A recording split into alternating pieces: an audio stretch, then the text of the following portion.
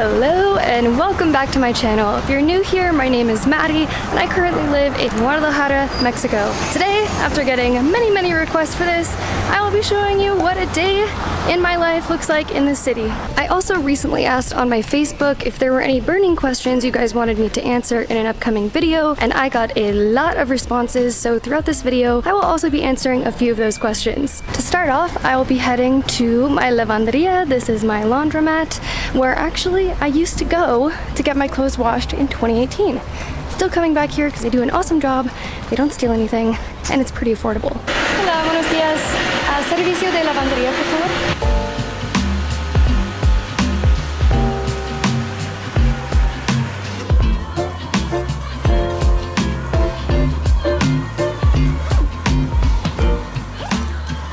¿A qué nombre?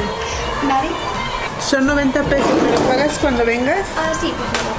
So at most of these lavanderias, you can usually do your own clothes, but I choose the servicio, like the full service route, because in this case, for about 2 weeks worth of laundry, it's 90 pesos, that's all. And they wash it, dry it, fold it, and package it all up for you really nice.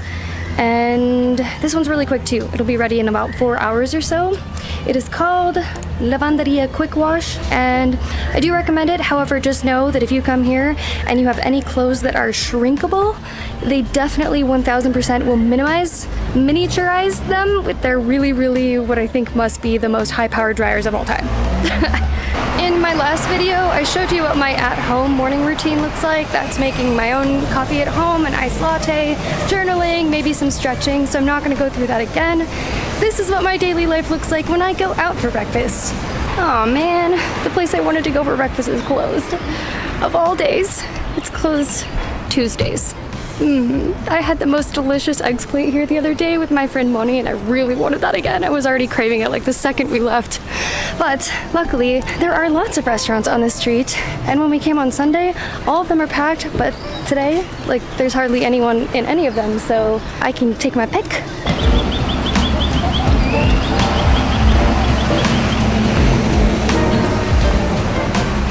Buenos días. ¿Mesa para una persona? Adelante, ¿gustas aquí afuera o una parte de adentro? Afuera, por favor. Adelante, donde gustes. Gracias. Gracias. Dang, this menu is as big as I am. I decided to go to this place called Membrillo, mostly because it had a swing outside, a friendly-looking dog. Hola. Aww. You're a sweetie. And awesome outdoor seating, which I really like. And it seems they're dog friendly as well. If I had a dog, that would be great. But I think also this was the most packed on Sunday, so I'm like, what's all the hullabaloo about? I want to find out. ¿Voy a querer un jugo verde, por favor? Y también las enchiladas membrillo, sin cebolla, por favor. Y no lleva nada de ajonjolí. ¿Ajonjolí? Oh, sí, sin ajonjolí, soy alérgica. Gracias. Jugo verde. Gracias. And on the dog note, I might as well answer one of these questions. This one comes from Kelso, basically asking, since I miss Alaska every single day, have I thought about getting a new dog or a pet? And the answer is, I would absolutely love to get a dog. It would be my first one ever that's my dog. I think I would feel a lot safer since I'm, solo female traveling and living alone. However, since I don't have a long-term home base as of yet, I will be moving out of Guadalajara in a handful of months and most likely moving to Mexico City. I don't think now would be the best time. Someone had suggested that perhaps what I could do in that case to get my doggy fix is volunteer at an animal shelter, and I will definitely be looking into that. I ended up getting their house enchiladas, which said it had a creamy red sauce and shredded beef in the inside, or well, filled with shredded beef. And it's also totally drenched in cheese. I'm so excited to try this. Oh, it smells amazing.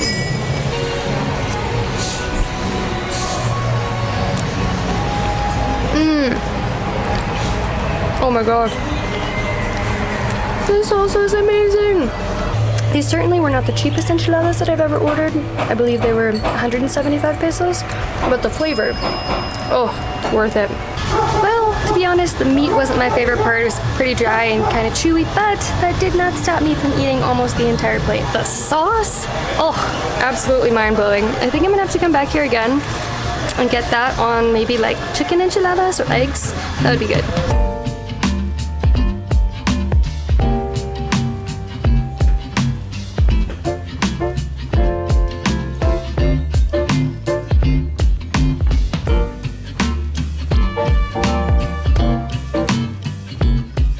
As you can probably very easily tell by all the puddles around me, the rainy season has officially started in Guadalajara. It goes from about June till September. I am absolutely delighted because it has been so hot. The month of May was just absurdly hot and I barely ever wanted to leave my air-conditioned apartment. Air conditioning, by the way, extremely rare, and I'm so thankful that I had that, but it also means now it's pretty humid, but I will take a little bit of humidity for the coolness any day. To get back to those questions you guys were asking, one that I absolutely knew was going to come up: am I dating? Well, I stayed intentionally single for almost a year after the breakup to make sure that I could rediscover myself, get back on my feet, and not just rebound into something because it would be the comfortable thing to do. To be very clear, I am not pointing fingers at anyone. This is not a dig. This is just, that was my decision.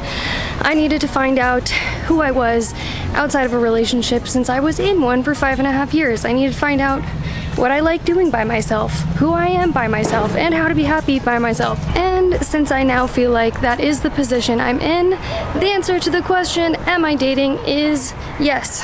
And the follow-up question that I've gotten many times, am I dating or will I date Mexicans? Abso-fucking-lutely. Absolutely. I love Mexicans for many reasons, and dating them has been lovely, so I plan to continue. Of course, I'm not ruling anybody else out, any other nationality or whatever, but yes, I am enjoying dating Mexicans at the moment. Perhaps one of the most popular questions I've gotten lately between Facebook and my channel and DMs and people just asking me in person is some variation of, am I going back home, meaning Phoenix, Arizona, or the US in general? Is that in my plans? Nope. I do not plan to ever go back and live in the US, even though I miss my friends and family there dearly. Mexico is my home for now. Maybe in the future I'll go travel to other countries or live in some other country, but for now I'm planting my roots in Mexico, and I couldn't go back and live in the US even if I really wanted to, because after spending about 2 or 3 weeks there, all my previous health issues start coming back. So it's not even really an option. Also, does anybody else see what type of crap is hitting the fan in the US? Nope. Doesn't even seem, for many reasons, it doesn't seem like an option for me. So it's at this point in my day that I usually come home and start working on all things Maddie Gold. So right now I'm editing this video, the one that you're currently watching, but this is also my time to answer emails, respond to comments, post things on social media, work on captions for my videos or other YouTube related tasks. This could also be the time that I plan for future trips, like book my flights or accommodations, or do research for maybe where I want to travel next, or brainstorm ideas for videos I'd like to do. So now I'm on my way to another cool spot that I sometimes do work because of the lightning fast internet, and my apartment does not have that. On the way there, I figured I would address the giant elephant in the room, something that people continue to ask, and I continue to try to stay out of it. All questions to do with what do I think of this, that, and the third, anything to do with my ex and Tangerine travels, please just stop asking. It's none of anyone's business. I think it's incredibly insensitive to ask these questions. Rude, disrespectful, many other things. We've been broken up for almost a year now. I don't need to have an opinion on it. You don't need to know my opinion if I had one. Also, I don't think it's very respectful or appropriate or many other things for me to speculate or have an opinion on anything that he's doing. And how could I? I haven't watched his videos in about 2 months now. So I decided to come to this co-working space, and I have here Lev and Elizabeth. Hola. So your guys' name, I really love it for this space. Lavelli. Lavelli. So it's a combination of both of their names. And the first time I came here is because I was trying so desperately to upload videos, and you guys have really Yeah. fast fiber optic here. But yeah, so we're here in like this cool back area where they can host like events and do like barbecues, right? Yeah, we could do different events. Like we have different dinners. We had like a Chinese dinner, a Korean dinner. What other dinner did we have? I think it was Russian? like. Yeah, we had a Russian dinner. There. Yeah? Yeah. So would you mind giving us a tour? Sure, A tour of sure. the place? All right. So where should we start off? The co-working or the kitchen? A or B? These doors are open. Let's do All it. right. You guys choose. Vote on it. All right. So here we have the kitchen. Did we already mention this? This is a co-working and co-living, so it's kind of Yeah. like this hybrid between co-working space, like we'll show you the conference room, but also it's kind of like a hostel for people to Yeah, stay. exactly. Like, well, initially that was the idea to start as a hostel, but then it changed because like we wanted to make it a lot more comfortable. Yeah, so it's Yeah. doing more like building a community, which is really cool. Exactly. So let's onward to the conference room. Yep.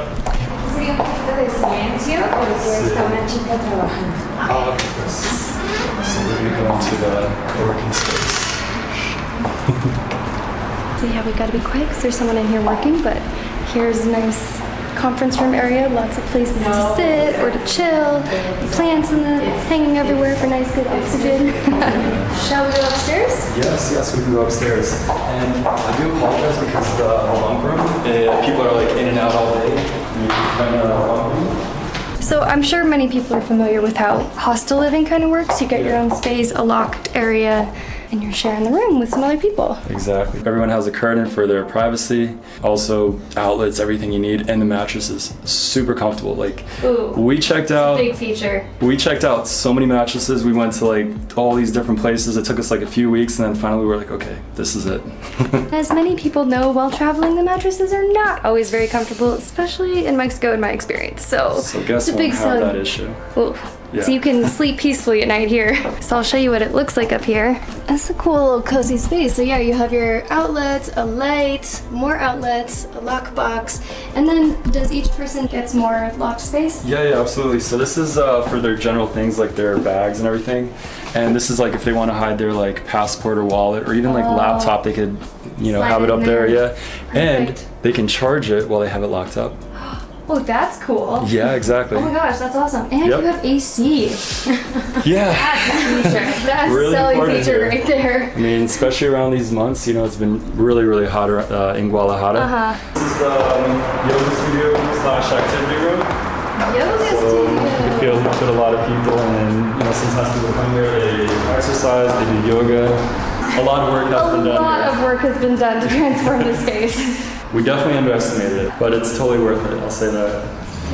So after I finished up my work there yesterday, I ended up developing a really bad headache, and it was getting dark, and I thought it was gonna rain, so I had to postpone the rest of the video for today, but now I'm heading somewhere that I've been really dying to go for the past couple weeks now, and I'm gonna take an Uber to get there, an incredibly cheap Uber. So where I wanted to come was a ukulele store that I found here in Guadalajara, because at the end, when I was selling everything that I owned in the US, one of the very last things that I sold was my ukulele, because I just wasn't sure in the very end if we were gonna have enough space in the car, and we didn't. Okay, bueno, ha sido mucho tiempo que toqué un ukulele, entonces no sé si tienes recomendaciones para mí. No me acuerdo si fue concierto o soprano. Ok, Creo que lo más chiquito. ok, soprano es ese. ¿Soprano? Entonces estos son conciertos sopranos. Ok. Y esos Son concierto y acá se llama este, se llama tenor. I didn't even know whether or not I was gonna buy a ukulele here today, but still, this guy, top-notch customer service, he explained all the differences between all the different ukuleles, the materials, the sizes, the shapes of them, the different levels of quality that I could choose between, and he gave me an entire, basically like a beginner lesson, like a bite-sized beginner lesson in the different chords. And then he also took the time to help show me how to hold it, where to strum, make sure my fingers were in the correct position. La idea es no. Oh, okay. De hecho, existe mucho la guitarra esa que se tiene que tocar aquí, pero es porque la caja es muy grande. Entonces, lo vas a hacer más pequeño. está aquí. Sí. Okay. Y tú tienes que tener la libertad de mover como los problemas. Ah, ¿Ok? Entonces el primer acorde es un do, que lo tocas con tu tercer dedo, que es tu dedo anular, en el tercer traste del primer acorde. Sigues con el do. ¿Y esto en los Estados Unidos Sí. Entonces, realmente creo que para elegir un ukulele debe abarcar dos cosas. Uno es la comodidad de la persona que lo va a tocar y la otra es ahora sí que el ukulele te guste. O sea, si hay un ukulele que te guste, creo que ya desde Los ahí imágenes o diseños. Sí, claro. Sí, y al final de cuentas los ukuleles se tocan exactamente igual, o sea, hay tamaños, entre más grande el ukulele, sí hay una diferencia de tamaño en los trastes, que son estos. Entonces hay un poquito más de libertad a la hora de tocar, porque, por ejemplo, yo que tengo las manos más grandes, sí es más fácil, pues ahora sí que tocar, y muchísimo más en un ukulele tenor, que es todavía más grande. Más grande. Ajá, entonces todavía es más grande el espacio. Ok. ¿Va? Pero al final de cuentas es lo que te digo, se toca igual. Wow. Igual acá. Se tocan exactamente igual, ¿verdad? Entonces no sé si te gusta alguno. Muchas opciones.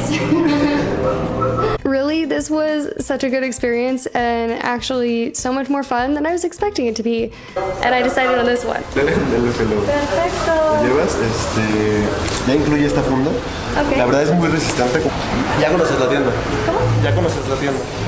Esta tienda no, es mi primera vez aquí. Solo esta semana decidí que quería comprar uno. Estaba pensando en comprar uno por unas semanas, pero no estaba segura. Hoy, sí. Te animaste.